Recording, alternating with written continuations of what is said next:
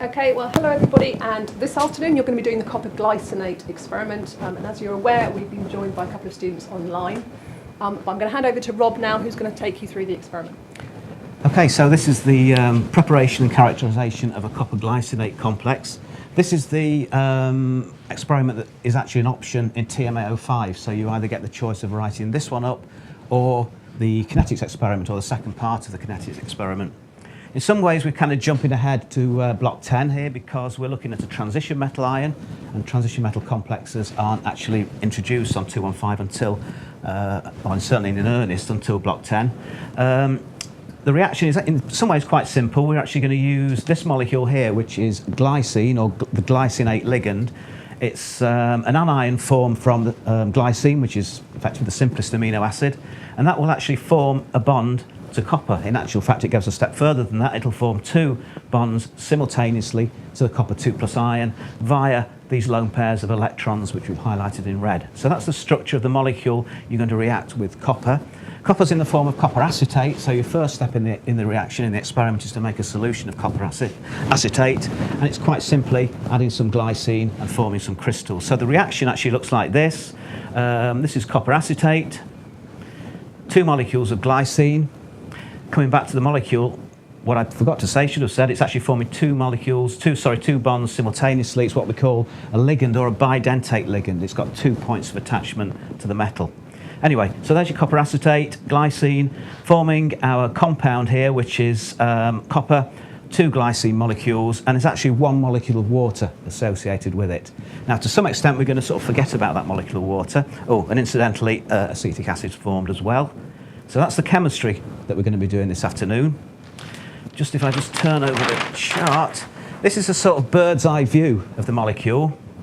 There's your copper ion in blue, copper 2+, and we're actually showing here two glycine molecules coordinated to the copper. Now, why have we got two molecules in total? Well, that's because our ligand can coordinate in two ways. You can actually have the oxygen atoms or oxygen ions arranged on one side of the molecule and the nitrogens on the other side, and that's called a cis isomer.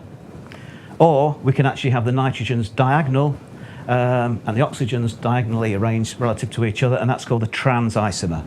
So you met something very similar in organic chemistry earlier on in the course, but just to show you, here we are in the world of inorganic complexes. You can also form isomers, and these are geometric isomers, cis and trans. Now, what we have in the course notes, and what I'm not going to go into here, is the whole discussion around, is it a tetrahedral complex or a square planar complex? That's up to you to have a read and understand. But do ask any questions. That's what we're here for this afternoon. So that's what you're going to make. I think it's a fairly straightforward reaction. It's using techniques you've pretty much used already. So, do we want to? Shall we get started? I think so. Okay, so hopefully everybody knows where you found your benches. So, okay, so we'll see you in a minute. Okay, right. So, for those of you who are joining online, actually, we'll wait for the students. We'll come and introduce you to the students in a minute. But this labcast is slightly different to some of the other labcasts that you may have not experienced if you've had any on the module so far, and that we're going to be following group of students, as I shall introduce in a minute, who will be working through the experiment. But because we will be following the experiment in real time, there will be gaps, there will be silences while we kind of work through as they're working along. So it's slightly different in that respect. You may also expect there to be kind of background noise, because obviously there's other students working in the lab as well, so it may be slightly noisy. I shall hand over and introduce the students so they can get cracking as soon as possible. So, Kate. Hi, I'm Kate. I am studying S315. Hi, I'm Kelly. I'm a fellow S215 student. Hi, I'm Charlotte. I'm studying 315. Okay, so they will be cracking on with the experiment now, so I'll let them get on in the background as we do that. Okay, so as I say, this is quite different to other labcasts in the fact it will be so they will be following them in real time. You may have noticed, or at some point you will see that there is obviously a chat facility, so I will be moving around shortly so I can actually monitor any questions that you have as they're going along. And we will also be asking you questions as the afternoon goes on. So keep an eye on the chat box. There are also some widgets that you may see there, which are things that we use to actually interact with you. So there'll be a couple of questions that we'll ask you like that, but I will introduce those as we go along. Is there anything else I need to be? No, I think that's it. So Okay. you've started off with the reaction. So we just have a look. What's So the other students have all gone back to their bays and will be working through the experiments. That's all right. Okay. Do we need to clarify what's actually going on here? So you're doing different jobs. So Charlotte, you're heating up the ethanol, right? I've just measured out 25 mils of deionized water. Okay. I'm going to now pour into a 100 ml conical flask. And that's the copper acetate goes in there, That's doesn't it? it. Okay. Which, as it happens, Kate is weighing out at the moment. Yes. So you're actually using a top pan balance there, aren't you? So Yes. And can I just butt in at this point to say, hopefully you should all have, we will be referring to the experiment notes, so hopefully you've all got your experiment notes to hand, because we'll be talking through what they're doing at each point. So they're starting now on task 1, which was preparing the copper-glycinate complex. So, okay, I'll let... No, that's fine, yeah. So we use the top pan, it's two-place balance, isn't it, that? So Yeah, we don't have to measure out too accurately for... No, just keep a note of the exact measurement that we Yeah. get. Yeah. So ultimately what you want to do is work out the percentage yield of your products, and that's only tends to be done to the nearest percent, usually. So, Yeah. yeah. So I've got 2.032 grams. Okay. So I'm just going to make a note. Yes, yes. So we're noting all the things you need to know for this experiment are actually going on the whiteboard. Kate's putting up the mass of copper acetate. You'll need that later on to work out percentage yield. And in a moment we'll fill in those other gaps. And my units. And the units, I almost forgot, it's in all in grams. Yeah. I was wondering if I could find the thermometer, sorry. There's she gone too. We've got one, yeah. Might add this now. We could put it, you know what, I'll give you mine. That's glycine. Is this warm over? Is it ready to add? Yeah, that's what I wanted to know. And a flea. And then a thermometer. Yeah, because when we've got the 2 hot plates in the front.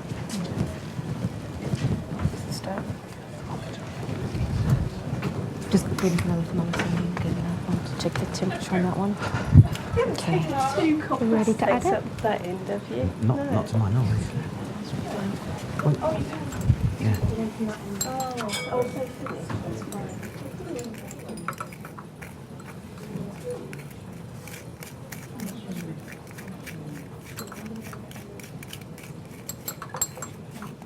Should I rinse this with some water? I would. Or is it ethanol going in there? When that's when it's picked it up, or so I can just give it a split with them as well. I would, yeah. Yeah. I would. Do you want to do that? Okay. Fantastic. Thank you very much. See, what are you heating about 70 degrees? Yes. Yeah. Yeah. Nearly there. That's And cool. just rinse it through to get it all off. I think that's fine. That'll be okay. Okay.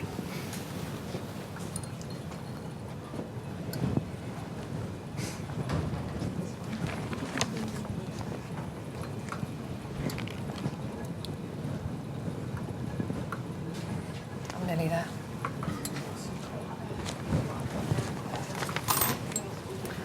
I'm going to weigh out the glycine so we're ready, yeah? Yeah, fantastic. Thanks.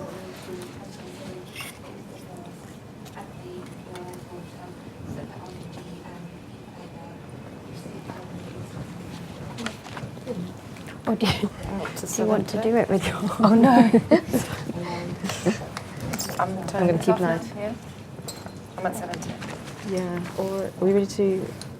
Oh, this is gonna be. I can say whether maybe to keep it on to keep it at 70. Maybe just turn it down a It's bit. it's gonna go up. Isn't that well? Just put it on a bit nearer the time. Yeah. I might need to turn this one up a bit. Don't want it going up. You're finding that's dissolving up. Okay. It's still a little bit, but I'm going to turn it up a little bit because it was stuck at about 45 degrees. Yeah. So Did you it's add gonna- extra water? over and above the 25, whatever. Very little. Yeah, Okay, it was just a little yeah. when we rinsed out the. Okay, that's fine. Yeah, yeah. And this is the glycine, is it? Being Yeah, just getting it prepared, ready. Yeah.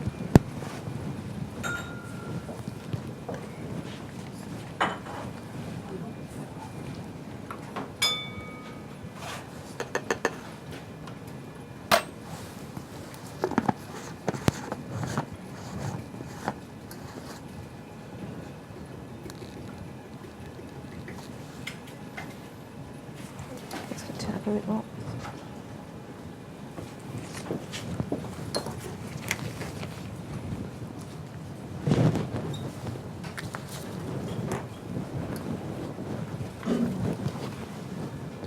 Just waiting for this to come up to temperature. Turns up a little bit more now, so Has it dissolved in? It's getting there. I think it's definitely.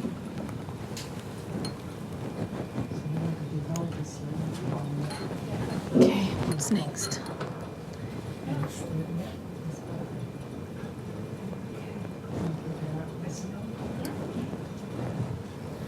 We need 25 mils of deionized water in a third flask. Is this one used? Yeah, we can use that one. That'll be fine.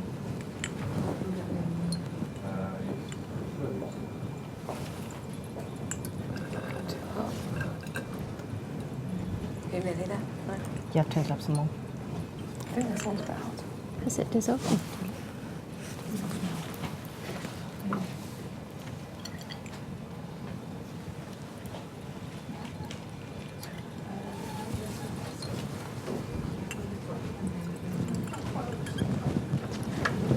Pop that one on that one. I'll give you that one. Do you want that? No.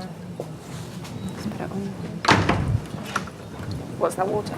Yeah, deionized water, and it just need to be warm.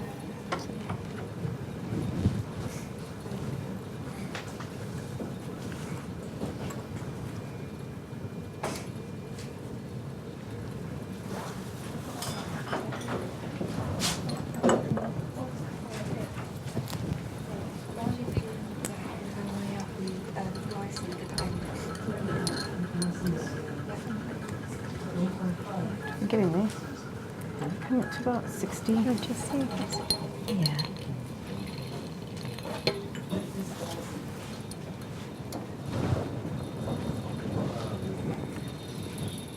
Yeah, okay. Finding out. So when this is at temperature,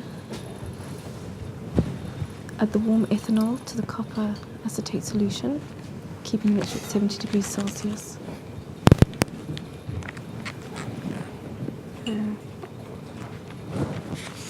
Pour the glycine solution onto the copper acetate solution. What do you need, ice? Oh, because we can hit it at room temperature there. I'll pass this down for you for the water. The water? Yes, so it's so we've warmed 25 millilitres of deionized water, and we need to add the glycine to the flask and dissolve. Okay. Do you want the spatula? Do you want me to hold that one? I'll take this one tomorrow. I'm just going to leave it on there. To him.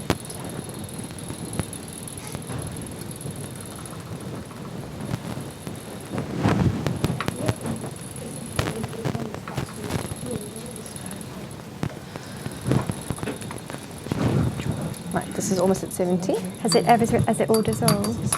Not quite.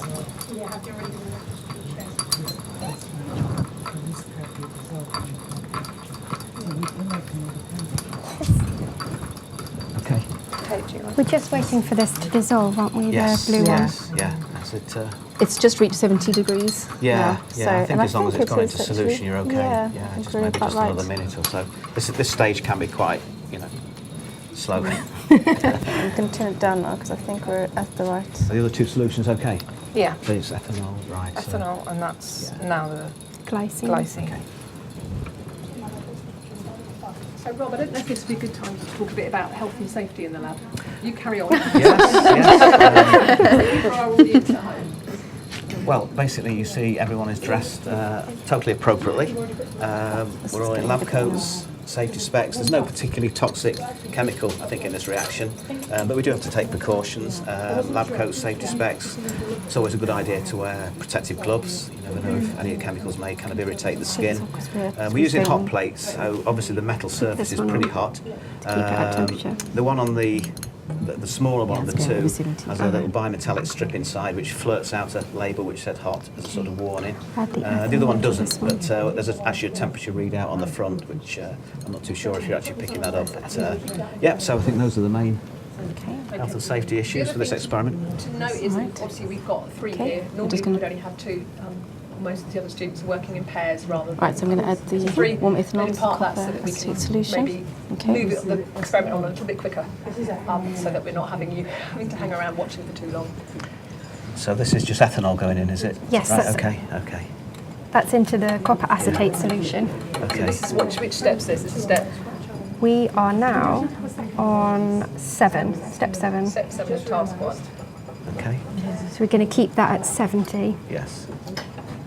And then we're going to combine the glycine solution into the copper acetate solution. So just as a hint then, when you add the glycine, from what we've said so far, that seems to be when the chemistry is actually really going to start to take place. So you can see that's a nice blue colour, which are the copper ions. Transition metal ions are always typically coloured, different colours. Copper tends to be blue. But when you add the glycine ligand, you might just see a colour change, so keep your eye out for that. Because when you do the write-up, we ask you to make observations. So there's an observation to watch out for. Can I borrow your pen?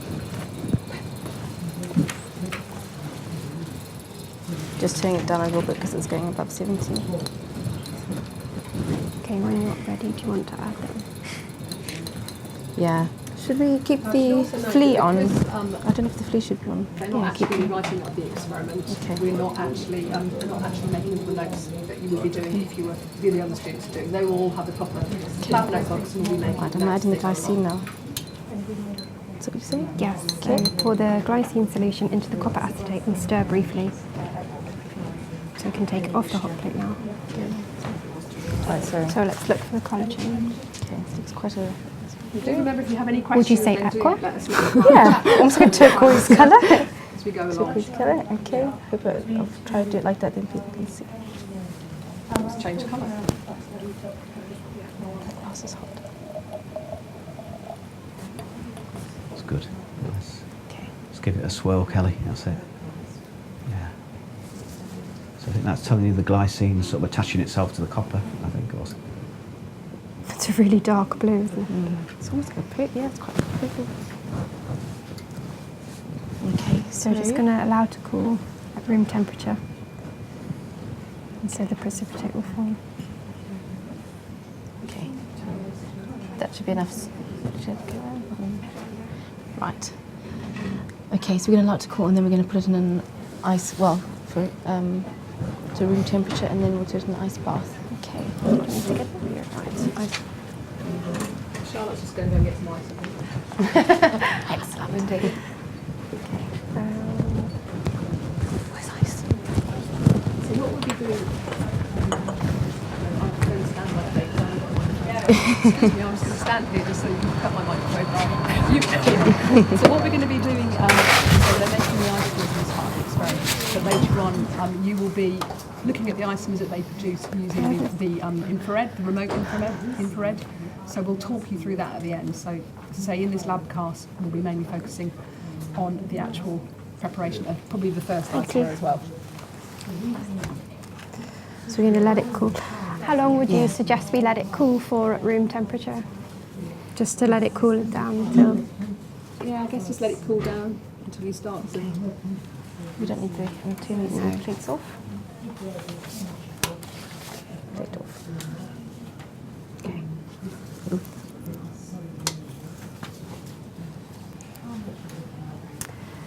Should we set up for the Buckner funnel now and everything? Do you want to set that up now?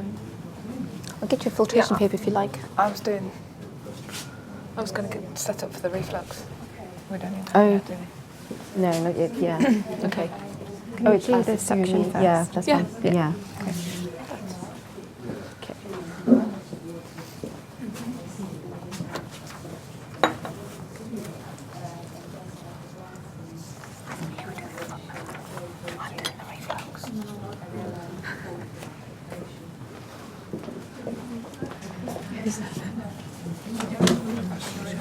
shut the bake for a moment. And it's only got any crystals in there? Not yet. I think it's still too warm. Okay. Shall we leave it to cool a bit more in? Okay. So we're going to go ahead and we're going to fast forward to the setting up the bucket funnel. Yeah. Okay. All right. So Okay, so I you've think got that's a bit too big. solution there at high temperature, so you want to cause the crystals to sort of come out of solution. Is there anything? Often they tend to form. Oh yeah, that's still quite hot, yeah. Just going to see if we can just find another paper. Thank you very much. Okay. You and me are doing this. It doesn't. This. Are we?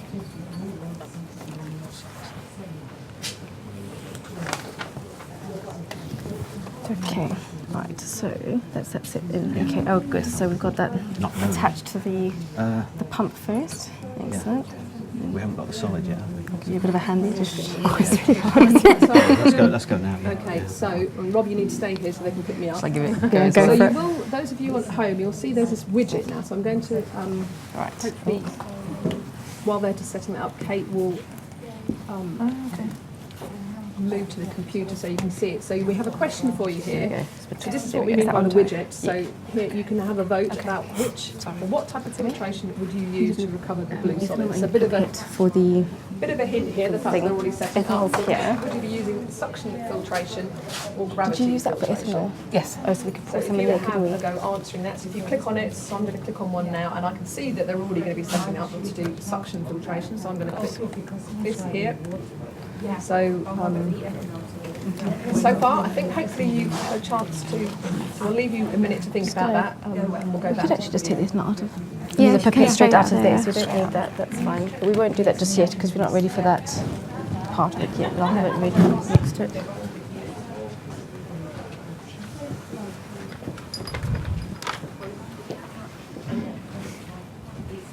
We could do some weigh the watch glass so long as well. So we've got that pre-weighed beforehand.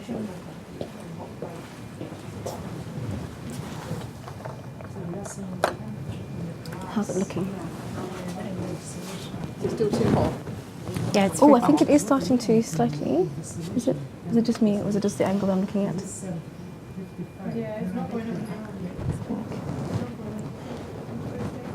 No crystals. It's just you. Just me. Oh, it's always just me.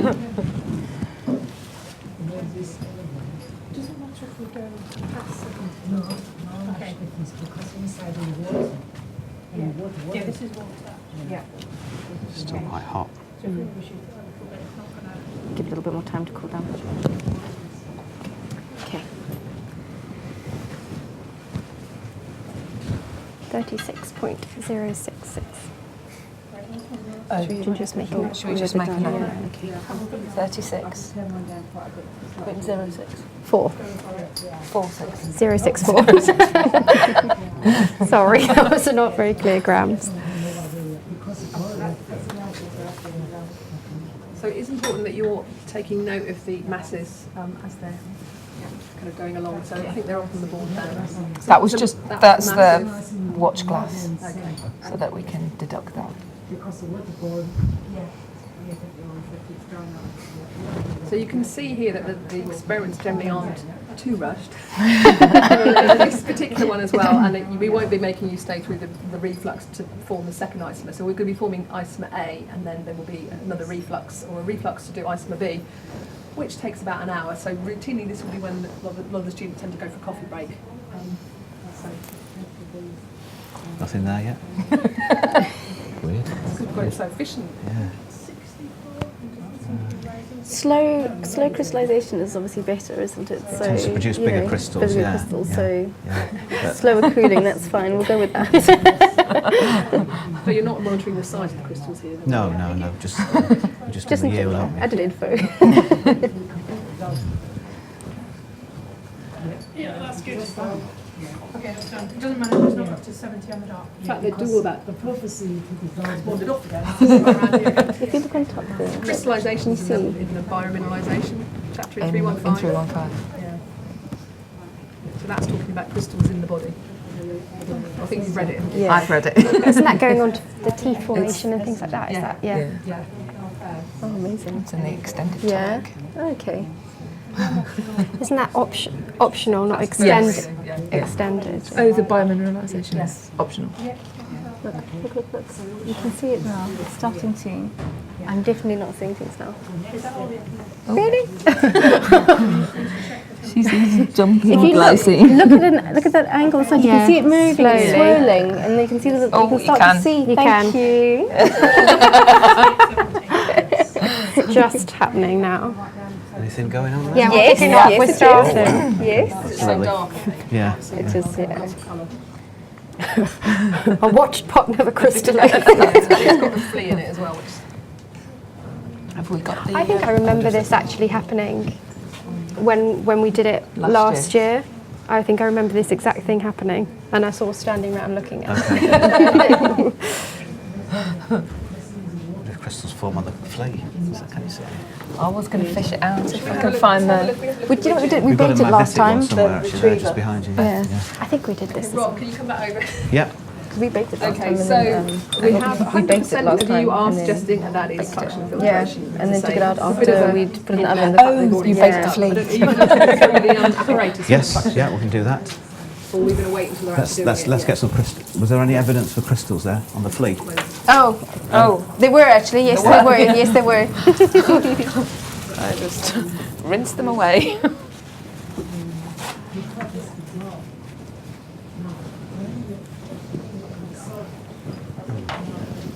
Can't see any, can you? They were. You swirled them around. It's still quite warm though. Oh, there's some. Yeah. I think Oh yeah, I've there we go. come off the Yeah. flea. How's that? Yeah.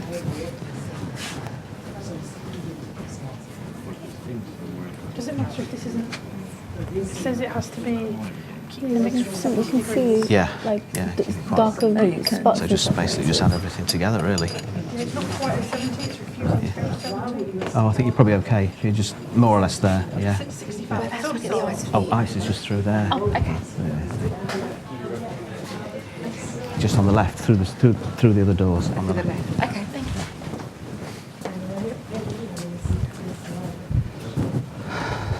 No, nothing. No, it is. Look. Yeah, well, I think Oh, there are starting to fall. Yes, you're right. just starting. Yeah.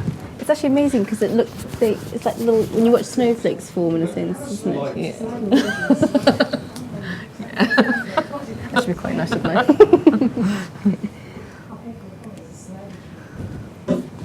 So the people in white coats. I think it's so fascinating though. It's so nice to actually see it like happening. So. You don't need a smartphone or anything. Need like a little miniature camera. Yeah.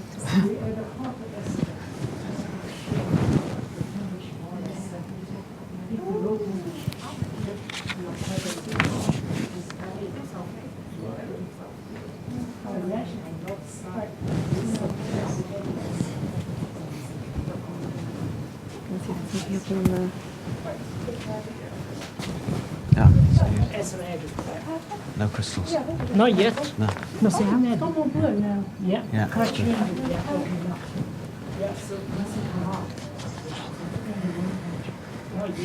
Not yet, no.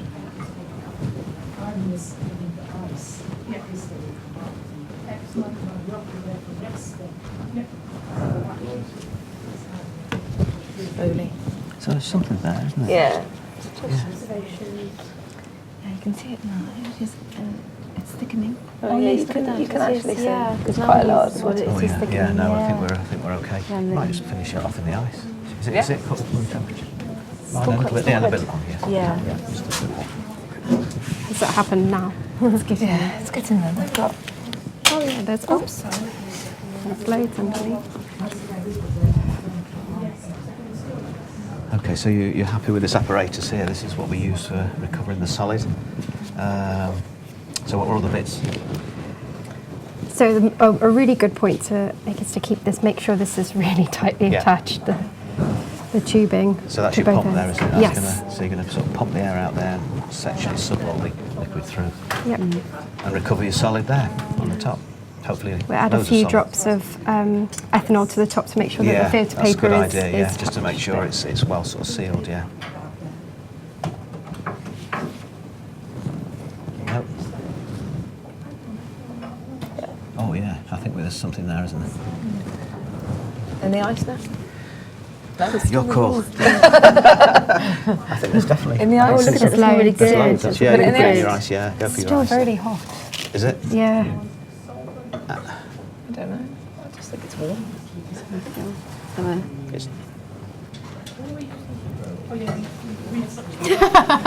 Okay. I'm saying maybe at least on 2 minutes. maybe Okay, two- give it two a 2 minutes. minutes, yeah.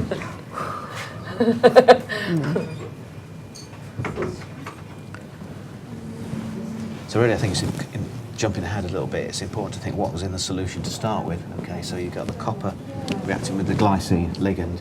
So essentially, what you've got in there is a mixture of the two, or an equilibrium mixture of the two. So isomer A, isomer B, is in a dynamic equilibrium. And what you're actually going to see is one of the isomers does actually crystallise out faster than the other. And we'll say a bit more about that a bit later. I Can don't know, really fast as see the them actual- now, can't Yeah, you? that Can you looks see really them on good. the- Yeah. Ready? Okay, yeah. Yeah.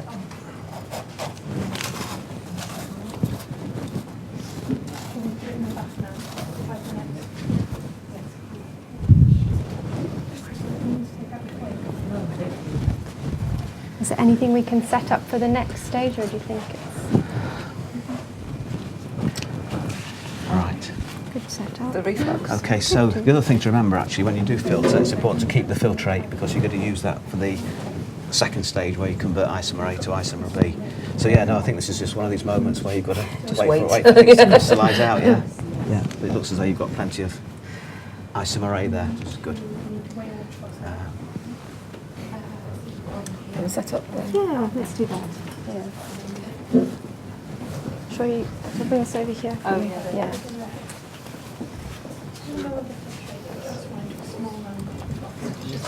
So Rob, are you going to talk us through what they're setting up there? Yeah, we're speeding ahead here, aren't we? They are speeding ahead. I mean, what we find is, okay, I know you know what you're doing, so if you want to carry on. So that bit of apparatus is a condenser or reflux condenser. You'll notice two little red rubber teats there, which are sort of sealing inlet and outlet. Yeah, so that's there. Now, is that nice and tight? Not yet, no. Okay, I'll wait for you to finish. So this is a bit of a weird reflux actually, because normally you pass water along the condenser and you have a volatile liquid below, which is actually where the reaction's taking place, and the vapours rise up the condenser, condense out, and drop back into the reaction vessel, which means that you can actually run a reaction for a long period of time. If it's very slow, it takes a while to come to completion. This is a weird one because we're actually going to heat in water, and we're actually going to heat below the boiling point of water, which means we don't actually need this coolant here. So hence we've just blocked these off. We wouldn't block off the top; that might be a little bit dangerous. But your reaction, in where you're going to convert isomer A to isomer B, is going to take place below there. Okay, this is all quick fit apparatus. I know in chemistry and practical subject we describe this. You've got these nice sort of ground glass joints here which actually allow bits and pieces, different sorts of apparatus, reaction vessels, flasks, what have you, to connect together. So this is the start of our reflux apparatus, so you'll see, oh wow, yes, looking good. Yeah, nice one, yeah, that's good. We're a little bit worried for a second, but there was no need for that to panic. So, another minute, and do you want to do your Sure. filtration? Key point is keep the filtrate. Yes. Don't lob it away or anything like that because we need it for the second part. It's easily done. I've done it myself. Okay, Oh, is it? Charlie, I'll leave you to it. Trying to need to get one of the green clip thingies as well. Yeah, no. Oh, there we go. There we go. Okay. I just wanted to How lift far do you want higher. it? Oh, the whole thing. Because, Okay, yeah, I'll hold we're that. gonna- Yeah. Oh, 1 second. There we go. I'll put that up there. Yeah. It's this We one can that's get quite the loose, yeah. water back. Okay. Yeah, that should be alright. Is that loose? No, but that's fine. I think it's just supported really, isn't it? Yeah. Okay. You know, little green clip thing. Quick fit clip. Yeah, that I one. don't think we've got one. Yeah. Should I go find? See if we can find one. Oh, there's one of it on there.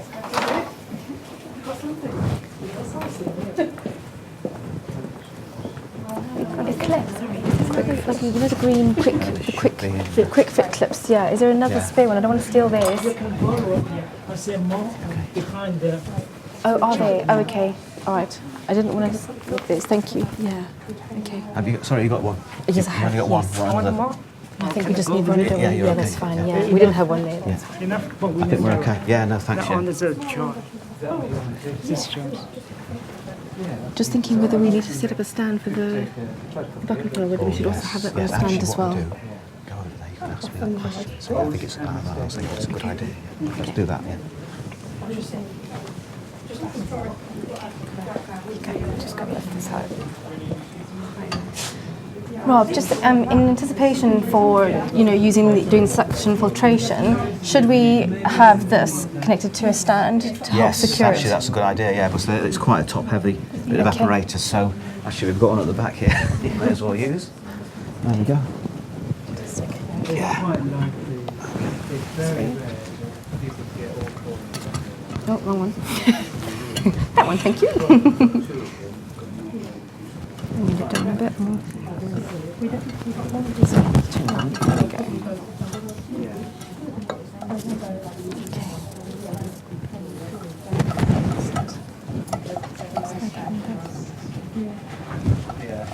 I mean, these are very close.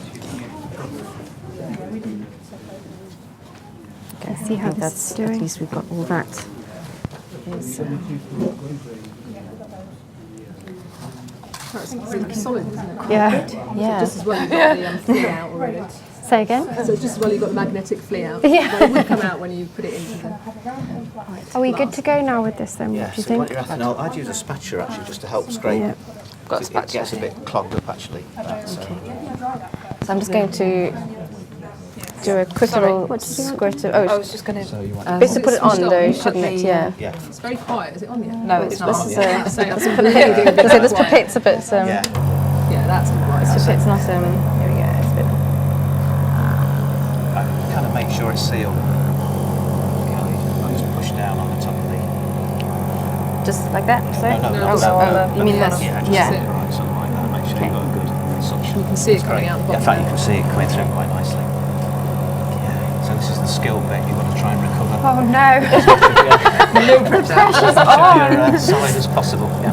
So I can use the spatula to do this. Yeah.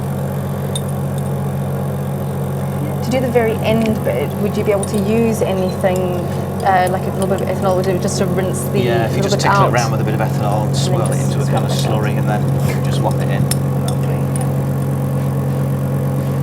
That's great. Plenty there.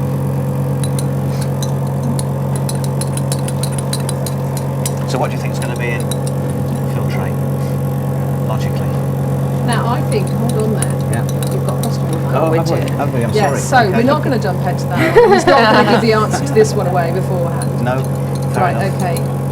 So, Kate, if you can show the screen, so hopefully you'll be able to see this. So, we have a question here for those of you at home. So, what is the composition of the blue filtrate? Is it A, isomer A only? I could be asking you this question as well, and then you can tell me what I'm going to put in. So, A, isomer A only, B, isomer B only, or C, a saturated solution of copper-glycinate containing an equilibrium mixture of both isomers. So we'll have a little bit of think about this while they're, and you, those of you at home, if you want to have a think about that too.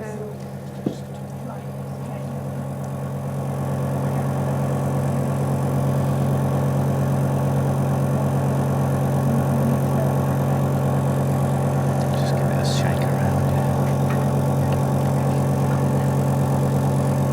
That's great.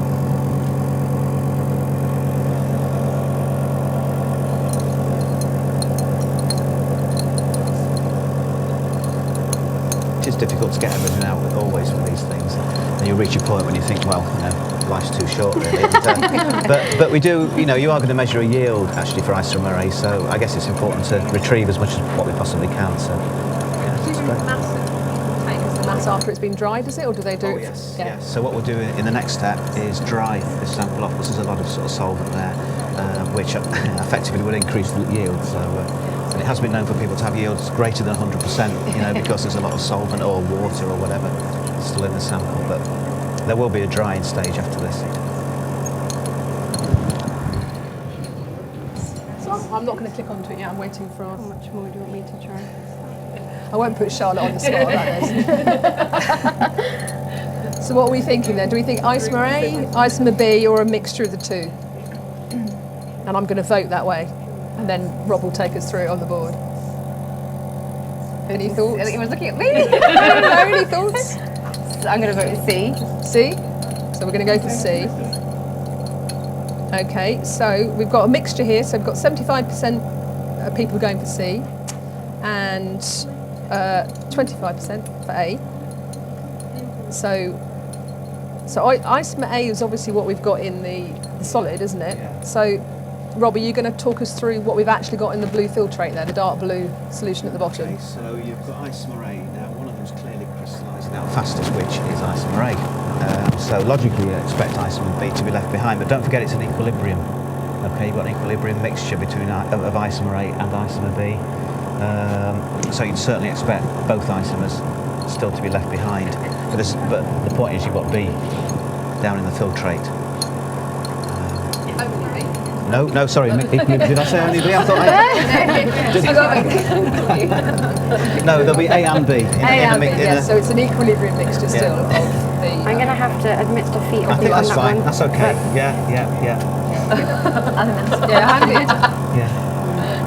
Do you want to do more? No, I think you've done a good job there. So I think the next step is to... you might just want to squash it down a little bit so you've got a good surface area for drying, but well, that looks good.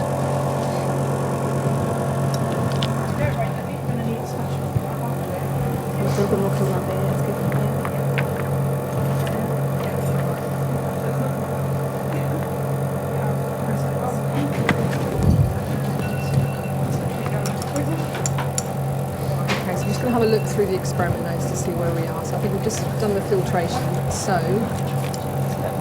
We're about point 11. We're Point just 11. on 11. of task 1. Oh, 12, sorry.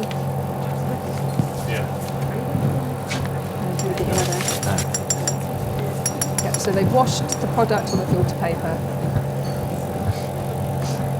And I think Rob has emphasised enough that we need to keep the filtrate. So we'll be using that in task 2 when we're making the second complex.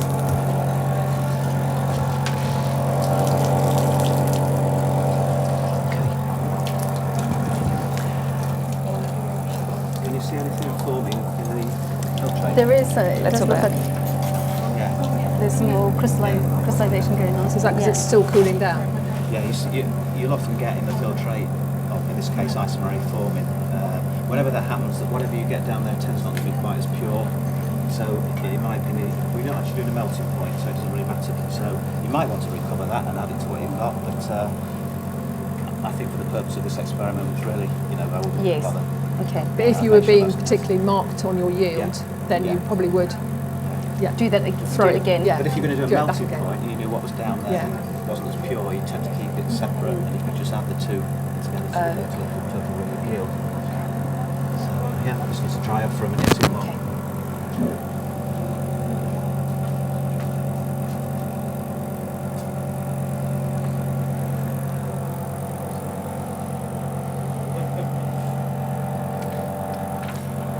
Ready to go spill? Yeah, Rob said just in a couple more minutes, and then yeah, so there's an odd couple of drops still coming through, and then it's baking time.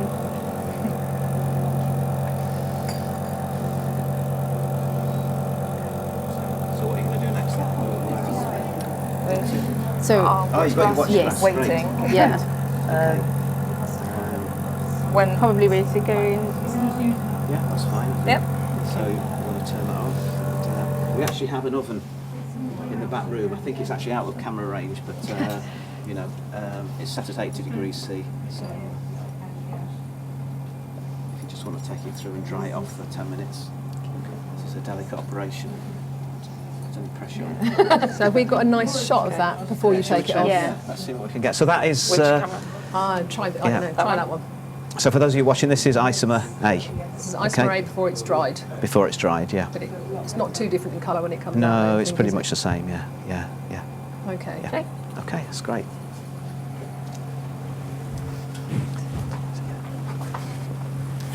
So they're just going to take that off to the oven.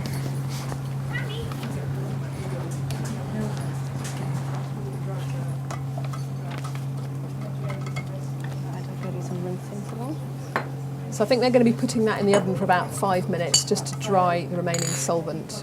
Though actually you would have seen that a lot of the solvent came off anyway when they were air drying it with the Buckner flask.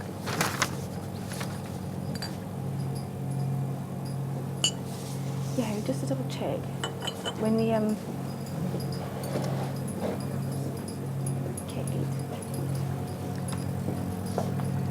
We can just rinse the stuff off with So they've just gone, again, Acetone. you probably can't see them on the camera, they've just gone to do some washing up now. Just wash it through and then yeah. Is it important to get the water bath on for the next? Yes, I think we can get Tell me when you set need up for the Just um, again. reflux. Yeah.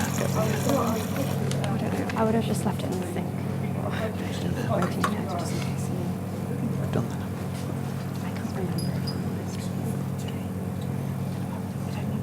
Do we just rinse these in? Do we just rinse these in here? What do we do with the things that need rinsing? This is That had ethanol, that had Dana's water. Well, it had the glycine. It had the that was the glycine. It did have glycine in it. this is That had ethanol. Yeah, that's okay. Yeah, that was just just normal water. Yeah, okay, all right. The water bottle. How hot? Oh, yeah. I think we want it about 90, isn't it? Oh no. Well, hold on. Don't let me tell me wrong. Yeah, 90 to 95. So Okay. really, it's because these hot plates are never that brilliant. So it's a good idea just to get it going. Yes. Make sure you're up to temperature when you set your reflux up. But touch it. It's only just gone. Yeah. Okay. So yeah, so there we go. You've got definitely got some more in there.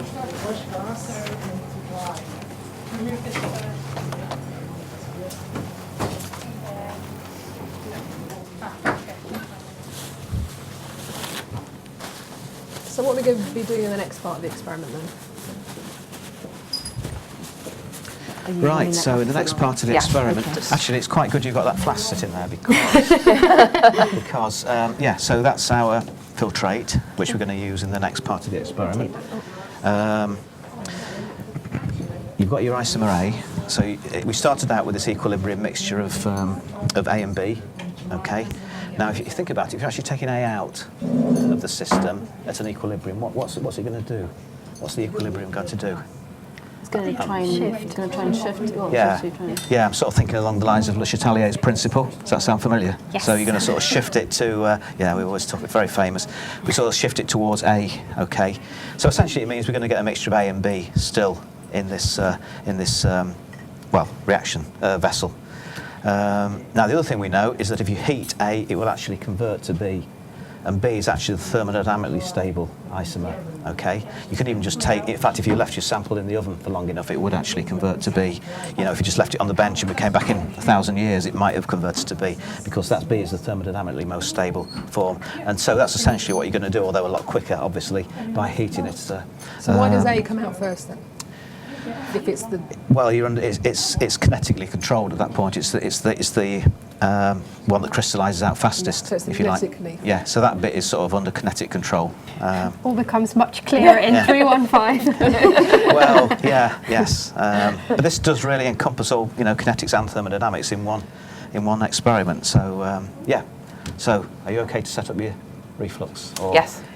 We were saying earlier that we want to get the water bath up to temperature. Just Yes. you know, because these Stays on aren't temperature. brilliant at heating. So. Yeah. I did last time. We put the thermometer through there like that, and then you don't have to hold it. I was just going to turn this around though so that it was So what when we're saying we're heating under reflux? Yeah.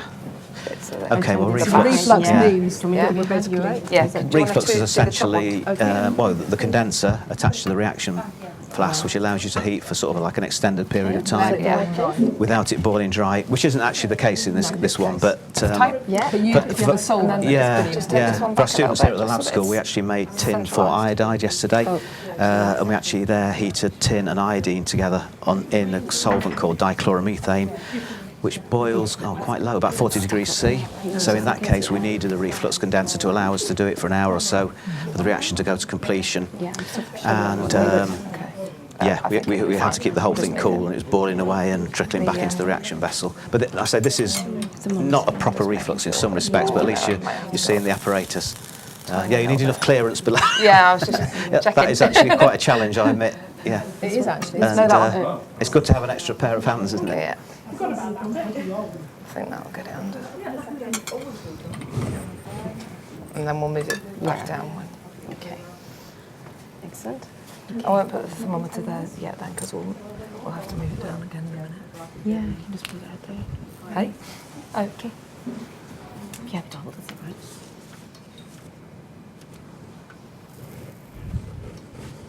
Temperature we get in this also up to 90 to 90. Oh, that's right, 95. 90. Yeah. So actually, for those of you at Okay. home, you may have noticed that Charlotte, Kelly and Kate are all actually some of our student buddies. So you may recognise their names if you've been to the Student Buddy Forum. So now you can put faces to their names. Faces to the names. Okay.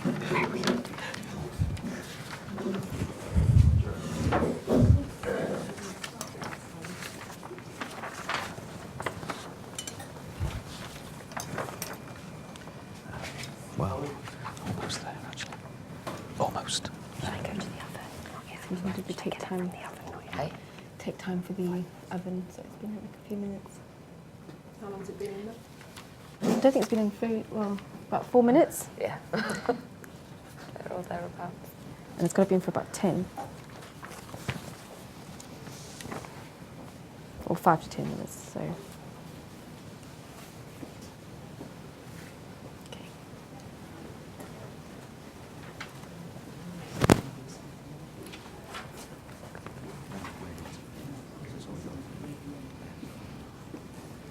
We've just left her.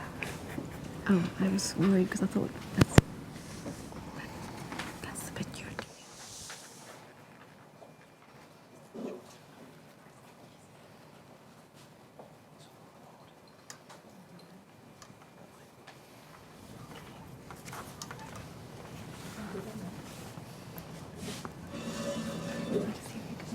Hey? I'm just going to get that ready for you. Say again? I just thought I'd get that ready for you for the measuring part. So we've got to the filtrate. weigh. Needs Ice about on that 5 hay when more, it five comes more out. minutes in the oven. That's got a horrible smell.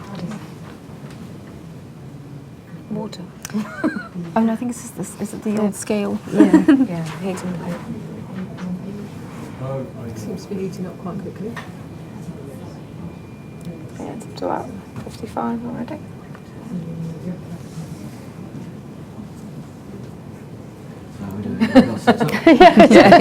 We're watching the thermometer. Do we need a little bit of grease when we do? You know, when we attach this. Yeah, you tend to put a little bit, Plastic yeah. Okay. Yeah. It's not absolutely essential in this case, but yeah. It's starting to boil, isn't it? Oh, must be getting close. 60. Oh, okay.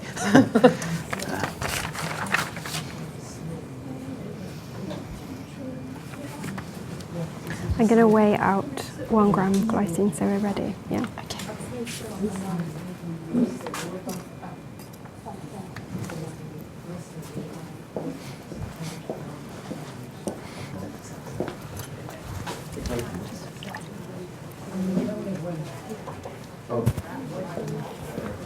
Just wondering with the 10 mils of filtrate, the 10 mils of filtrate, you're going to put that into the bottom flask. Yeah. Should just use a pit and so don't trust myself pouring that into such a small thing. Go for it. Yeah. Yeah. Yeah. So you're going to do the transfer approximately 10 mils of the filtrate Yeah. into a Yeah. small round bottle. So Yeah. I thought I'd do the 10 mils in there. That's and fine, then pour yeah. into there. Yeah. Is that- I mean, as you know, measuring cylinders don't measure things accurately, but we don't Yeah. need to do it accurately anyway, so that's ideal, yeah. And then you're actually going to, well, more or less guess how much isomer. It says roughly about 3/4, and that's the mixture that will set up to reflux. So they're getting ready for. Oh, with some glycine. I almost forgot. Yeah, so you're adding some more glycine, yes, which is sort of essential. Do we need to make a note of this one? What we add? Approximately. No, we don't, because isomer B, we're not going to work out the yield anyway, so that's fine.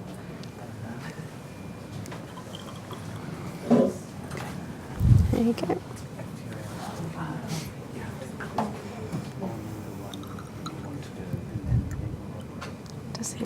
this, I suppose.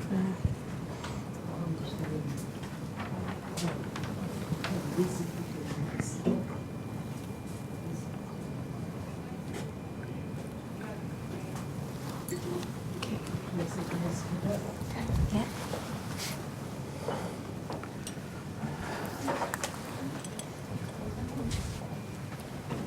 So is that about 5 minutes? How long has that been in there? It's when we're waiting for something to cook. We're waiting for the oven, yeah.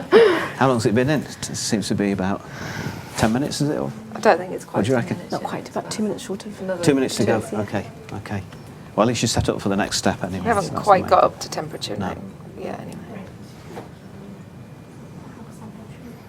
I don't remember there being so much waiting around. It's the pressure. It all seemed to. I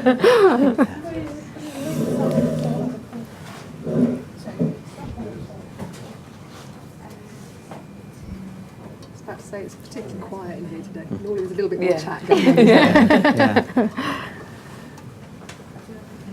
Just wondered if you want to think about the percentage yield calculation at this point. Yeah, Well, do you want to do, well, nothing yeah. much is happening. Ideally, it would be best to do it when you know how much you've got, but Well, we could do that. It's yeah. I think it'll be out in. going to be out in a minute. A minute. You're Well, this will be there anyway, so all you do have to plug one value in. So Yep. uh, Well, let's watch. We wait then. And put I'm it quite in. happy to wait. Yeah, if you want, yeah, that's fine. Are you going to go through the calculation? You want me to go through the calculation? We haven't got a calculator, so you're not going to be able No, to. no. are Well, you? this is just in principle, but you obviously got to calculate your own. And we'll put this on the practical block form as well, and there's a document which we'll stick on there as well, talking about percentage yield calculations for this experiment. So really it's how much product you've produced is the main thing, how much you've got. And to do that, you need to know which of your I reagents think we need is... to wait a second. Oh, I'm sorry, we're going to wait here, are we? Going to get a camera on you. Ah, Right. He'll start again, don't worry. just say the word.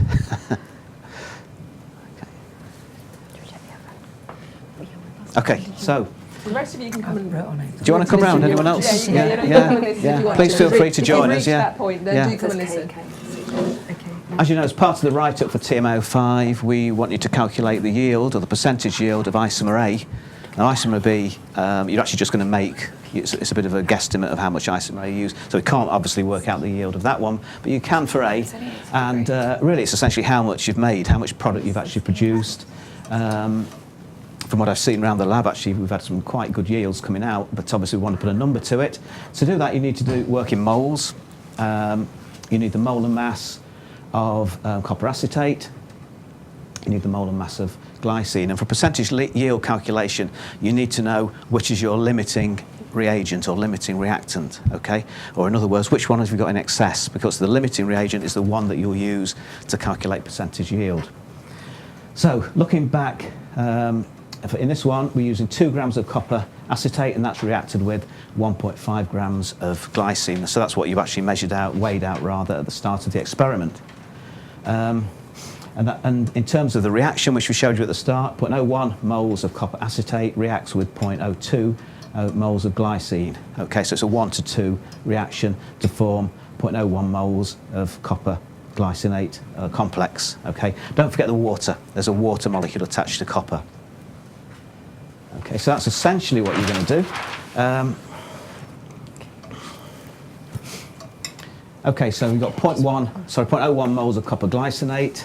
The molar mass of the complex is 229.8 grams per mole. Remember, molar mass is always in grams per mole. So therefore, your yield is going to be the mass of the product you've got, okay, isomer A, which we're just about to weigh out, divided by 0.01 times the molar mass, and you want it as a percentage, so it's times 100. Okay. And it's a good idea. They haven't actually done it here, but it's a good idea to actually put the units in as you go along, so then you can actually see that it cancels out. So if I was doing this, I'd have, and it's because I'm a physical chemist, so I'm particularly keen to do this, I'd have 0.01 moles times 229.8 grams per mole, and then you can see that the moles will cancel out and you'll just be left with the grams. But yeah. No, I'll accept that's the absolute correct way to do it. But we're also going to post something on the forum about percentage yields, so which will take you through this calculation. So hopefully that will be no problem. Right, okay, shall we see how much we've got? Now.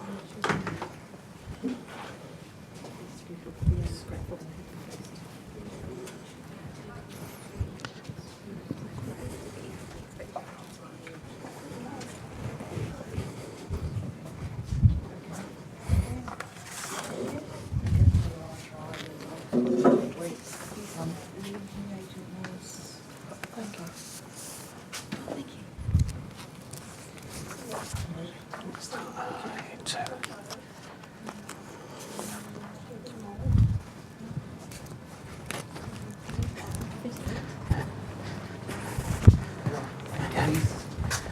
they going to do the FTIR on this machine? Was it just these people doing it and these? My understanding is that only the ones in the lab, people in the lab will be doing the FTIR. Yeah, but are the people being filmed when they use this one? No.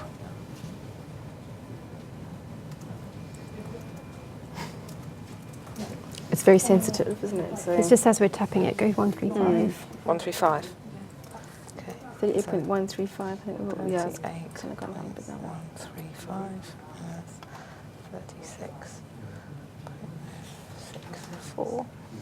So 2.071 grams.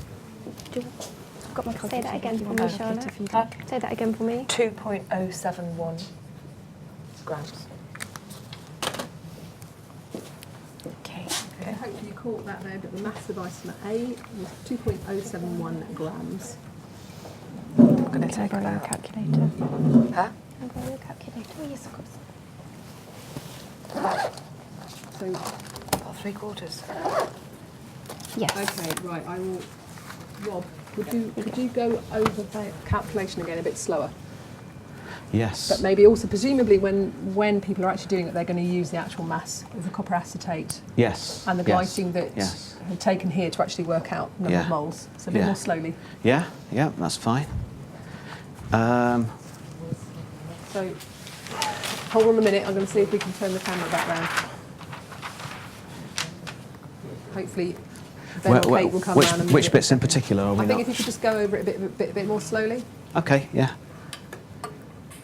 Oh, we've got our result for you as well. You've got your mass. Do you want to try and work out a yield? Done it. We have. What is it? Yeah. We've got 90%. 90%. 90%. So wow. we'll see if we get the same. Yeah. Okay. Oh, yeah. I assume I shouldn't move the camera. Right, do you want to help otherwise I me? could move it Okay. around. Okay, just remember this one. I don't says think that you're one. on screen now, are you?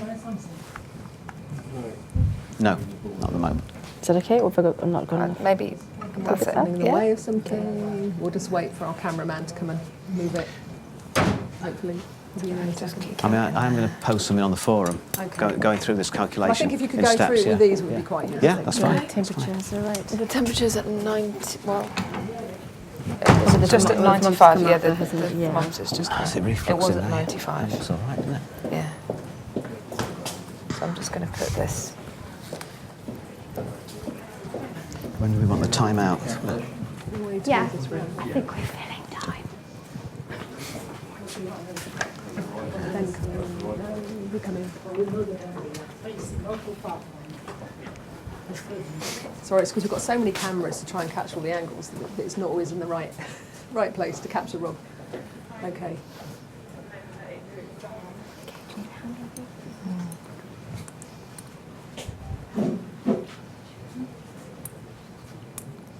I guess if you could show how Yeah. you got to. Okay. So obviously we're starting out with the molecular masses. I'm not sure if you're okay with that, but essentially we're just taking the relative atomic mass of copper, carbon, hydrogen, carbon, oxygen, oxygen, basically adding everything up, and that comes to 199.6. And it's a molar mass, so it's in grams per mole. Likewise, glycine. So you'll need adds the up to- formula of glycine to work that Yeah, you out. need the formula of glycine, which is, I don't know if this is going to show up, CH2, COOH, H2N. Okay, it's an amino acid, there's an acid bit and an amine bit. So essentially, it's adding up all the relative atomic masses there to give you 79.06. So you'll need the data book or another periodic table with the atomic masses in. And in terms of the reaction, if I just take this chart back, sorry, it rustles a bit when I do this. You know that one copper is reacting with 2 glycine molecules. So the stoichiometry is 1 mole to 2 mole. And in fact, we wrote the equation out earlier on. And there you see copper acetate plus glycine, 2 moles of glycine give you 1 mole of product. Okay? So it's a 1 to 2 reaction, and that's the ratio that I'm using in the formula, in the calculation, sorry.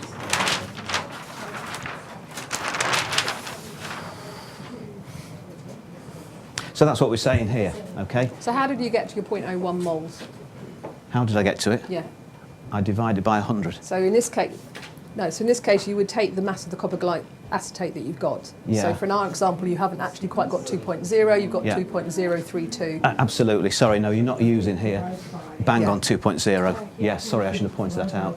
It's actually, well, in our case, it's 2.032. So you're going to be using a different mass. And then you're dividing that by the molar mass. Yeah, yeah, To give you your number of moles. yeah. So it will be approximately, yours might be slightly different, but approximately 0.01 moles of the copper acetate and 0.02 moles of glycine. So is either one in excess there? Well, no, not Not in in this this case. ratio. This is, again, if you look at the tin experiment yesterday, and these are obviously the people who were here at the residential school, we had masses of tin left over at the end of our reaction. I think you'll verify that, you'll remember it, and that's because tin was clearly well in excess, 2 or 3 times in excess. Essentially the reaction is following the stoichiometry of the equation, okay? Is that okay? Do you want any more? Okay, and so you can see if you follow the stoichiometry of the equation that from 0.01 moles of the copper acetate, you'll remember you will get the same number. You'll get 0.01 moles there of the complex. Okay, fine. When do we want to Flip it say over. about? Okay. So this is something you'll need to work out for yourself. So they have taken the mass of isomer A, which was 2.071 grams. Yeah. So for those of you who are watching it on your computers, laptops, PCs, whatever, you can use these values here, okay? Obviously, our colleagues in the laboratory will have different values for the mass of isomer A, but how does that translate to a percentage yield? What you did tell me a moment ago, what was it? 90%. 90%. So actually that's a pretty excellent yield.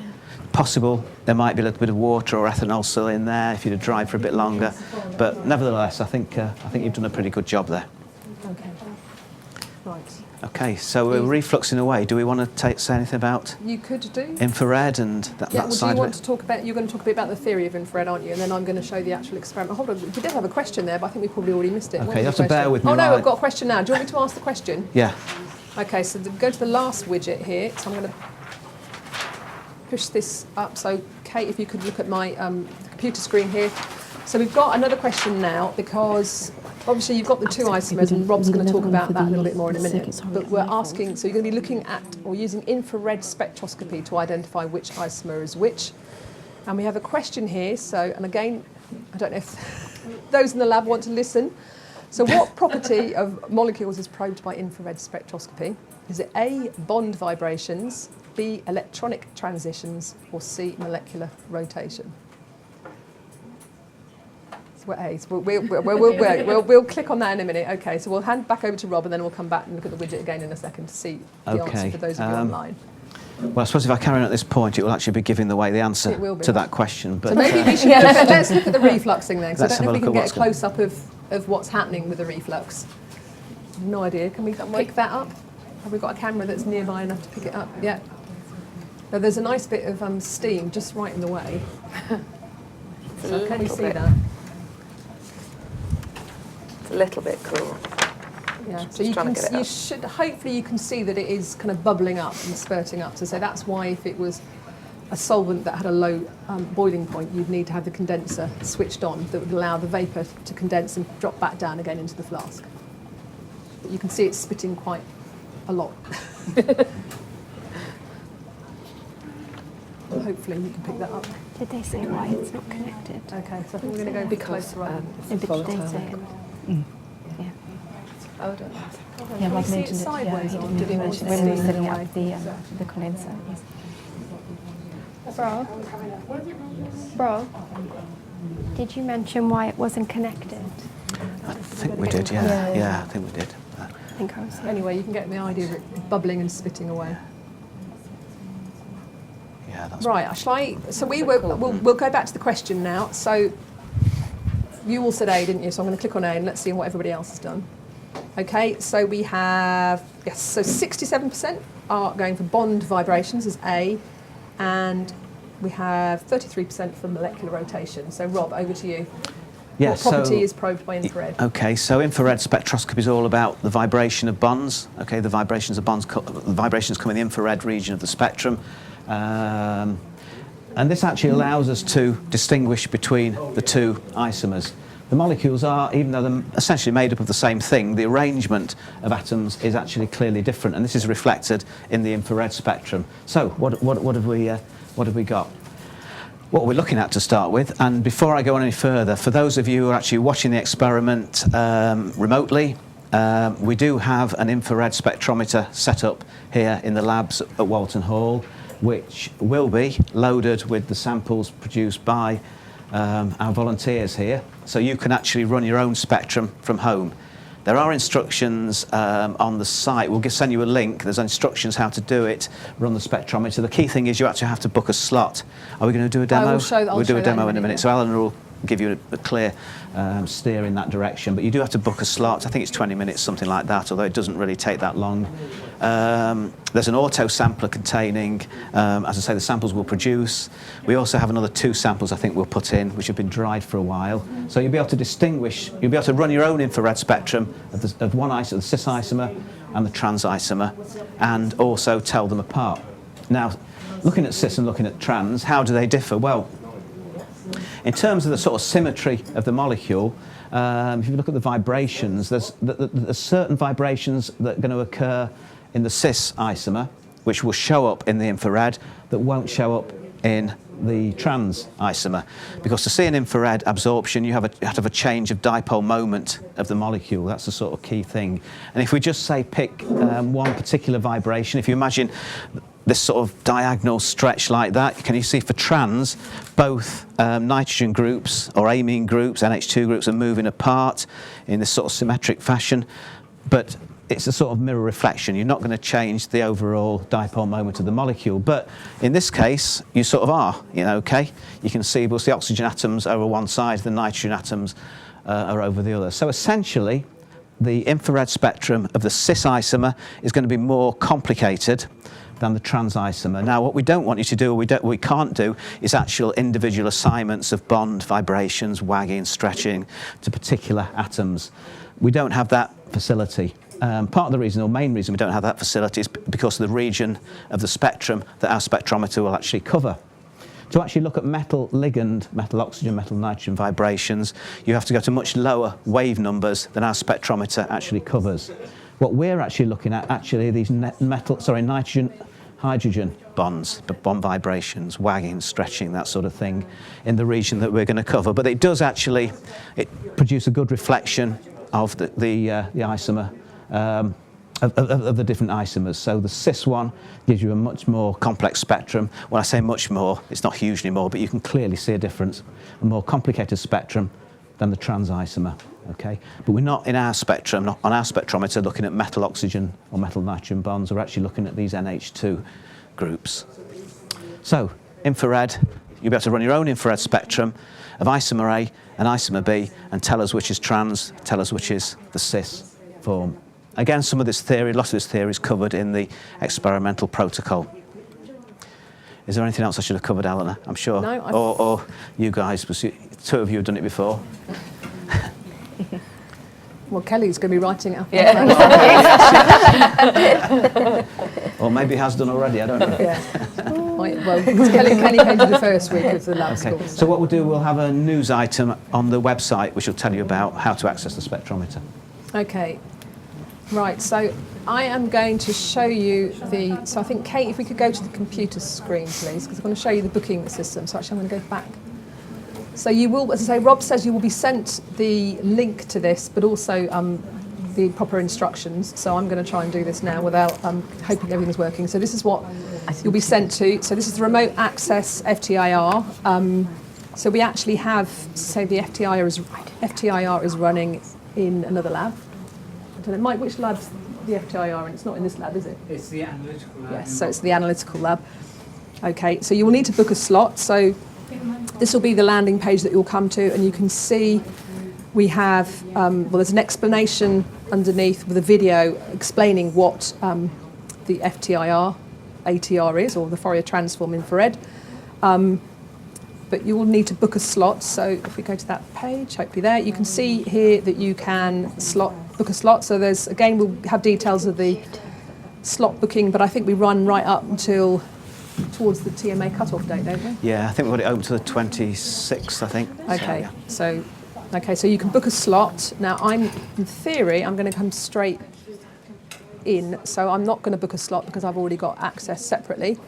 So this is so you'll book a slot, and then when it's the time for your slot, when you go onto that page, it will allow you into the actual interface itself. So this will be the interface. So you can see here it has a number of different windows. And I'm going to get Rob to come and stand behind me here so that he can help if I go wrong. Okay, so we have 3 different windows. So we have the top window on the left, there's a webcam that's actually on the infrared spectrometer. So you'll see it moving when we actually do something. Underneath we have, this is the autosampler. So we will let you know which slots that we have actually placed the sample in. But the first thing we're going to need to do is run a background, isn't it, I think? Yep, so we're going to run a background first of all. So you can see we've set the range here between 1,000 and 1,200 centimetre -1. So and it's currently, the little red dot here shows you which position it's at. So you can see currently it's at E9. So I'm going to run the background first. Doesn't matter where I am to do that, does it? I think does it move, I think? That's fine, yeah. You can actually see it on yes. the webcam. So you can see, so you should see it moving around. And you might have seen there are a couple of little sample holders there with blue samples in. So that will be the previous ones from last week. But as I say, we will let you know which positions you need to be going to. So it's going now to the centre, which is where it will take the background. And this essentially will be removed from the sample spectra that you will run, which is why we do the background. Okay, so you can see it whizzing around there as it's collecting the spectra. So this is obviously happening in real time because it's a real instrument that you're using, so it will take a little while. Hopefully, there we go. So the background. That's the background. There. Okay, so I have been assured that our sample is in position A1. Let's hope it is. So I'm going to go to A1 now. So if you could just click on the sample that you want. There it goes. And you can see from the top that it's moving around. Let's hope there's something there. I've been told it's there. So if not, we'll go looking for it. Right. So now you're just going to press the sample. Because say again, you can see that it's already been set at the right range. So sample will collect the spectra.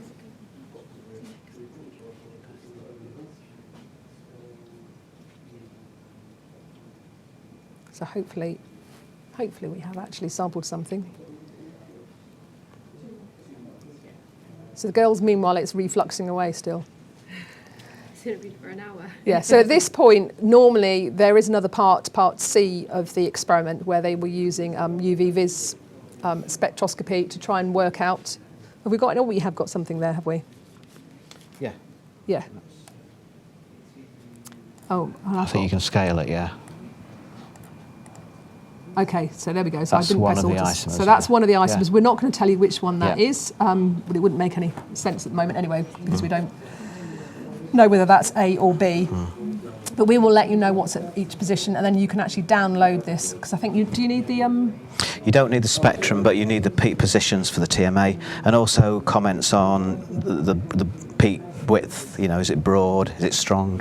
Is it weak? And that's a little bit subjective, but as long as you're on the right sort of lines, that's fine. But the peak positions is actually important, the number of peaks, but not actually. We don't require you to paste in a spectrum into the TMA. And so you'll be using this to work out whether isomer A is cis or trans, ditto isomer B, and therefore which one is a thermodynamic B, the thermodynamic isomer, and which is the kinetic isomer. So I'm just going to have a look now and see to check there's no questions. Okay, so as I say, all the information about that will be on the forum. So normally, say now, our students would go off and do part C, or they may even go for coffee. So I think we'll just wait a second to see if you've got any questions. But I think really obviously we're aware of the fact that it's going to take an hour now, so we're not expecting you to stay online for an hour. I think Rob was going to do a bit of Blue Peter style, were you, to show them? Yeah, we do have somewhere samples that have been prepared earlier. Because I'm not sure what camera we're on here. Okay, we're over there, yeah. That's isomer A, that's isomer B. Because we sort of asked you to talk about your observations, we thought we'd show you the end product as well as what you've already seen, actually. There's isomer A, pretty much the same. So isomer B is actually a slightly darker blue colour, deeper blue colour. Okay, so that's what we'll be getting after we've refluxed for another hour and then filtered off the product. Okay. But if you would like us to, because we will kind of finish off now, because obviously it's going to take, say, an hour or so to keep going. But we can, if you would be interested, we can leave the camera running. There won't be any sound, but we can leave the camera so that if you want to come back in, I don't know, 40, 50 minutes, you can have a look and see you can see it for yourselves. So it's up to you if you'd like us to, well, we'll see if there's anybody left on here, we'll leave the cameras running. Okay, so I'm just being... Rob's just writing me a message here. Okay, so well, we can leave it running if you want, yeah. Yeah. Okay, Or do you want to turn off? Turn off what? Well, the whole session, yeah. Yeah, no, well, I think we'll leave it. I think are we going to leave it running? Would people... Yeah, we can leave it running. If you want to let us know if you're online, if you'd like to come and see the final product in real life of the one that you're actually going to be analysing. But we'll wait a bit because there's a bit of a time lag, I think, between you and us. So we hope you found this useful. It would be really helpful if you could let us know or send us some feedback on how valuable you found the labcast with the remote experiment. You will be, as I say, there are other labcasts and other modules, so hopefully you will get used to seeing this view here.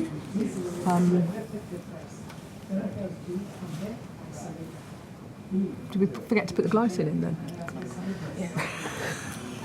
Yes, we did. Have to come clean.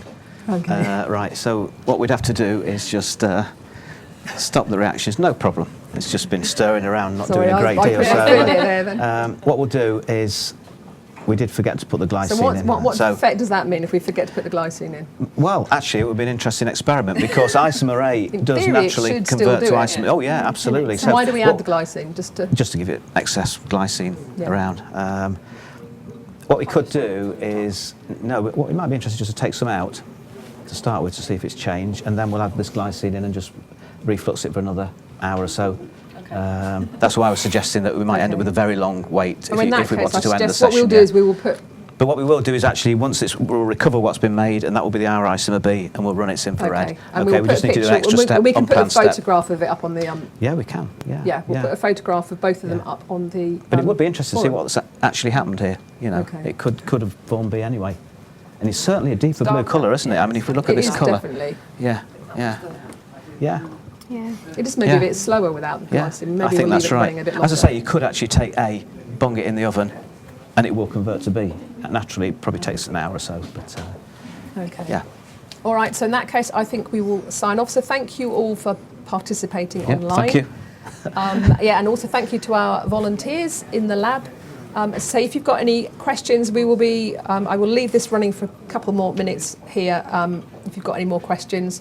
But again, if you want to come to the forums, and also let us know how you found the experience of this, as I say, with the remote, because this is something that we're thinking about as whether this might be a better alternative than potentially the kinetist experiment, because it's actually involving you a little bit more in kind of synthesis and identification of different molecules.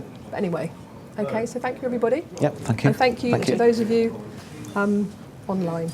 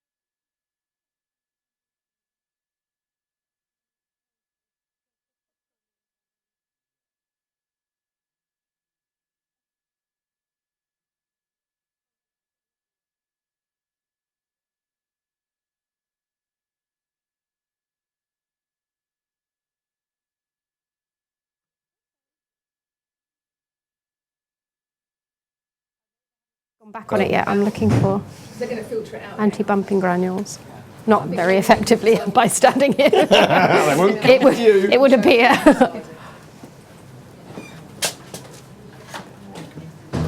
No. We've got some anti-bumping granules. Oh, that's it. It's because mine in work is the other way. Yeah. We could put it, yeah.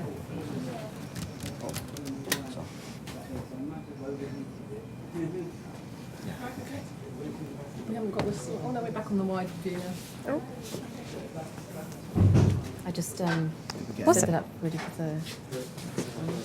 Lovely. Thank you very much. Thank you. Thank you, yeah. What are those anti-bumping?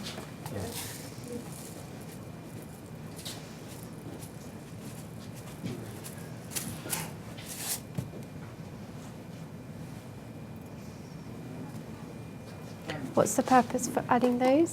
Okay, when it starts to boil, it can just surge up. And Oh, it right, just acts okay. as like a nucleation point for the bubbles to start to form, and the boiling's a lot smoother. His final words. So when We'll it kind of, so they're called anti-bumping. So bumping is when it kind of boils and spits out. Right, okay. So I'm hoping that's going to dissolve up, and then we just let it cool down. If whoever it wanted Yeah. to see the crystals form, yeah. So that should be all right. Which camera would that be? On that one there, or? Was the other thing ready to come off? How long has it been? Yeah. refluxing? That's It's right. been, yeah, it's been ready. So if it Shall I mentions set that this we've done a up? slightly modified route. In what way? We've done that already though. You've already added glycine, haven't you? Yes. We won't mention it. Let's not talk about it. I don't think we've got sound. I don't know. Oh.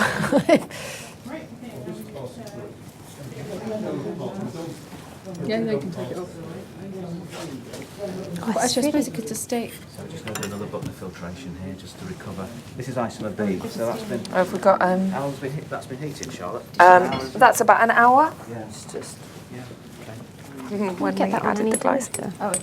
So the idea of this is the more thermodynamically stable isomer 2. Okay.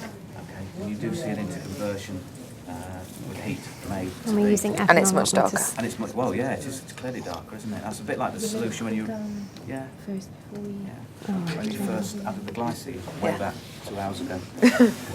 Are we ready to go? Is that wet? Do we need to let it cool first? Are we on? Sound one? Oh yeah, no, of course we do. When you see the crystals forming on this? I don't know whether you'll be able to see that very clearly though on the camera. 'Cause Do we let this cool down and put it in the just ice put it bath straight like in we the did ice bath? before? Well, I don't think it needs the ice bath. Actually, no, we don't need it, do we? No, no. You just got to filter No, off we just the filter it product. off, yeah.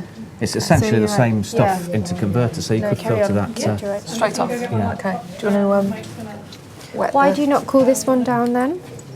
Because you're not making essentially any more material. It should have just converted that we actually put in the flask in the first place from A to B. Pretty much. I mean,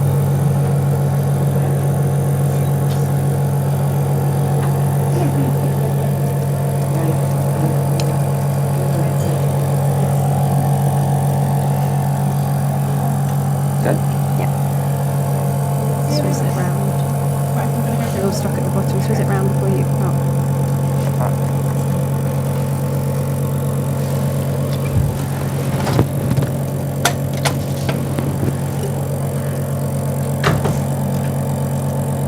Use a spatula. okay. It's all pretty much out. Don't need the yield. Okay.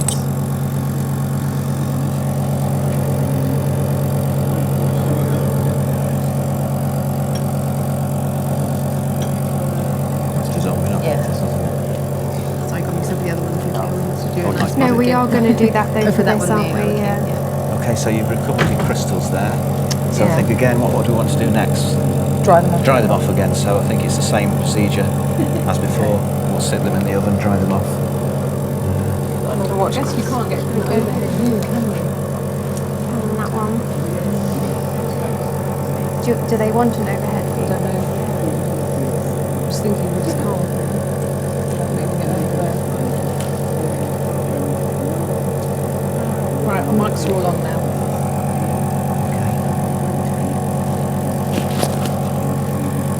So that's your isomer B. That's good. That look wet around the edge, or is that? Does it look different colour? It's a bit Does it look darker? everywhere. I was wondering if we can kind of Well, what we might want to do, I don't know if that overhead view, yeah. I think you can just about see into the flask, into the bit. Nothing else coming out now, is there? Maybe you can just move it a little bit this way, actually. Which? Towards me. Might just I pick think we it can up. turn it off now. Hold on, I want to Yeah, get you're the okay to turn. Yeah? And just angle it towards Pull the the camera. Maybe. hyper. So do you want to repeat what you were saying earlier about the fact that we didn't have to recrystallise this because we were already... Yeah, essentially what you've converted here is the isomer A you put into the reaction vessel to isomer B. So isomer B is thermodynamically the more stable isomer of the two and will naturally convert from one to another with heat. So you've got a bit of, yeah, you've got some, yeah.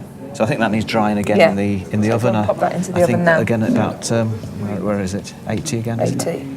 Yeah. Just going to pop Can that you into just the oven. repeat that then? So the reason that, so we've converted isomer A into isomer B under reflux, didn't Yes, we? But with why, heat, when we yeah. take that off, do we not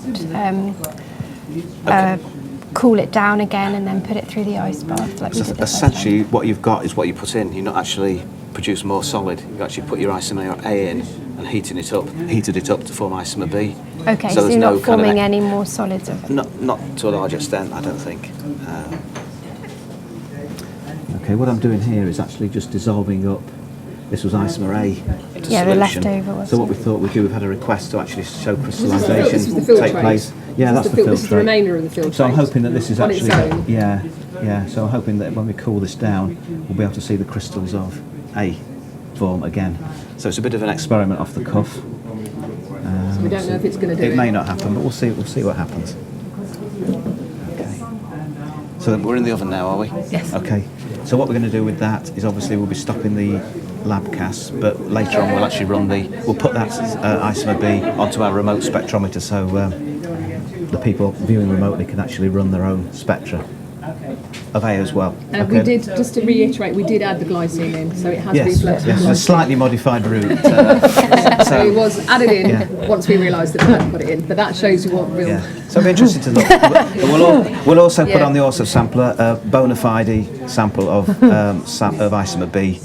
I think they'll be the same. It's the I same think, colour. yeah, I think yeah. it'll be fine. I'm sure it'll be fine. It's just interesting to see. Let's just let that cool down. See, I don't know what camera you want to use here, so we can see crystallisation taking place. Hopefully, we can see crystallisation taking place. But it was quite slow, so It's quite a slow process. So unless we want to just leave it like that, and then I don't know if you'd see it. I'll pour a little bit onto the watch glass. Yeah, we could put it onto the watch glass. I mean, maybe a clean one. sorry, yeah, do a clean one. Otherwise, you're not going to see it. I already had something on it.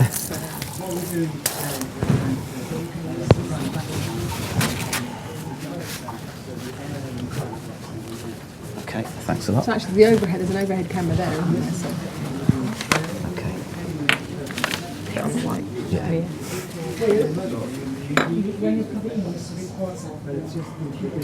So we're hoping you might see the crystals once it cools down. So Kate, I don't know if you can go onto the overhead of you the can see. of I think the already it started to Yeah. form. the yeah, watch yeah. glass. So I don't know if you can see that. Is anybody there? Hopefully. We'll zoom in on that in a minute.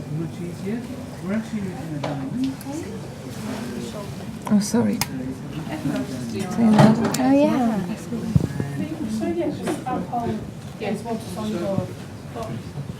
yeah. Is that in the middle? Is there any chance? Yeah. Okay, Yeah. then we can get an overhead. There we go. Brilliant. Yeah, excellent. Okay, so we'll Yeah. try and focus in on that, so hopefully you'll be able to see the crystals forming. We're starting to see some formation in the middle of crystals. So the blue patches are the light, I think. Oh, it's gone again. It's gone. Do you want to just pop that in ice as well? So we'll cool the rest of the sample down in ice. So again, oh, straight away. Look, look, that crystallised. Quite a little bit there. I think it's gone. Okay,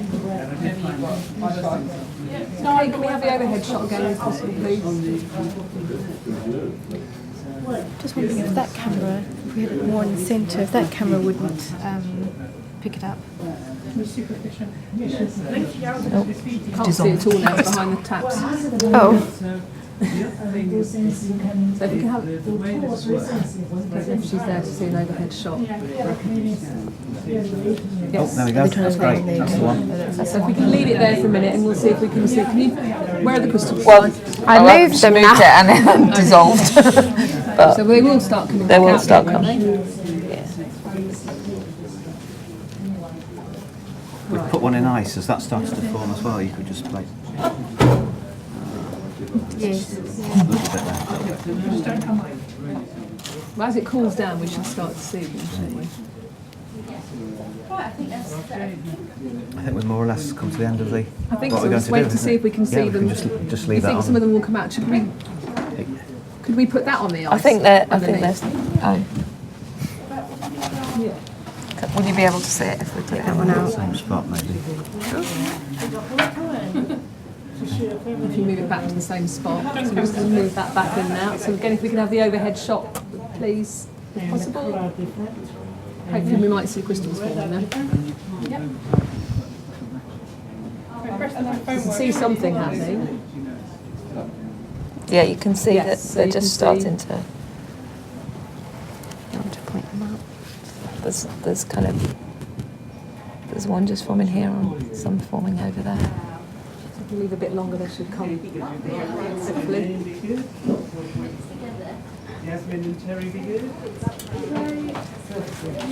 Is there less in this than the first time when we did it? Because they came a out lot less. when it was so solid, wasn't There's a it? lot less in here. Well, because you had a yield of around about 90%. Yeah, so it was much less. You watched it left. go. Was really Yeah.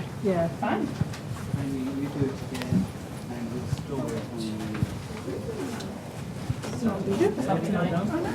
don't have anything to prepare for. So there's just one tiny little crystal there. Yeah. So can you point out the lower one? There's one in the middle here, Okay. and there's one just starting to form there. So depending on your whether you can actually see that, you might have to. Those of you at home, you might have to zoom in. Yep.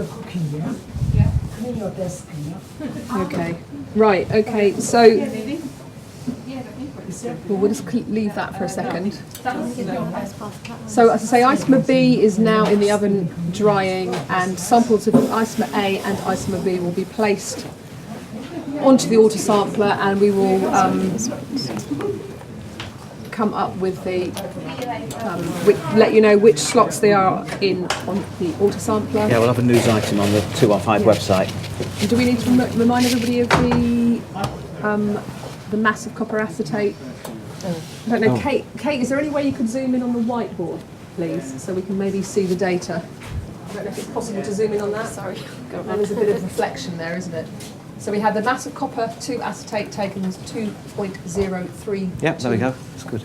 Grams. Yeah, massive glycine 1.571 grams, and massive isomer A 2.071 grams. Okay. Right. I think. Are we seeing anything else there with the I don't think it's very clear No, at all. I think it's not No, very I concentrated. don't think is it's it going to now? work. Okay, so I think we will leave it there. I don't know if anyone is still there, so hopefully you found it useful. To say any queries, do come onto the forum, and we will all answer. We'll try our best to answer any queries that you have on there. And for anybody watching the recording, hopefully you found the recording useful, though obviously you wouldn't have been able to engage with the widgets as we went along. So finally, thank you everybody again for listening, and to our volunteers for helping out. Thank you. Thank you. Bye-bye then.